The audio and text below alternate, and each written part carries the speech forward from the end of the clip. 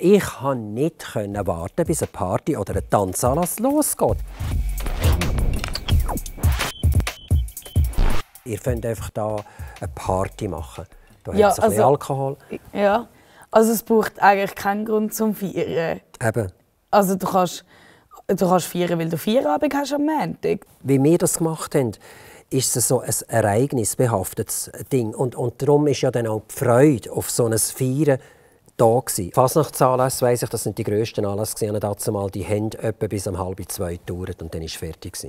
Die haben aber auch am Abend um 8 Uhr angefangen. Bei uns fängt man am 8 Uhr nicht einmal an vorzutrinken. Ja, ja. Also wir machen ja das Pre-Drinking meistens. Das ist daheim mit ein paar Freunden.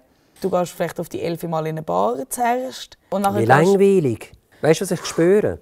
Dass ihr gar nicht das Kribbeln habt auf einer Party Doch, oder auf mega. so einer Abend. Sonst würde ich dir das nicht so einplempeln müssen. Wieso muss man heutzutage die Zeit verschieben bis nach Mitternacht? Ist doch idiotisch. Ja, Sorry. Ich weiss auch nicht, was für einen Sinn das ist. Wir sind ja nicht einmal mehr für eine schöne Liebesnacht im Stand, wenn wir erst um 12 Uhr anfangen zu saufen. Vielleicht hat die Jugend jetzt einfach schlechtere Sexleben wie ihr. Durch das, dass wir immer besoffen sind. One-Night-Stand hat es sicher immer auch schon gegeben.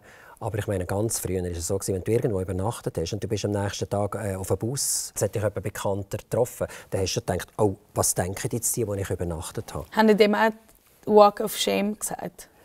Nein. Meistens hat es wahrscheinlich beim Tanzen angefangen. Also Walzer, Marsch, Tango. Und Tango ist natürlich eng umschlungen. Ich war so überfordert. Um einen Mann abschleppen, das ist so. Du musst nicht tanzen mit ihm, kein Tango. Es ist ja so einfach, dann stehst du draussen beim Rauchen und dann gehst du und sagst, hast du mir Feuer?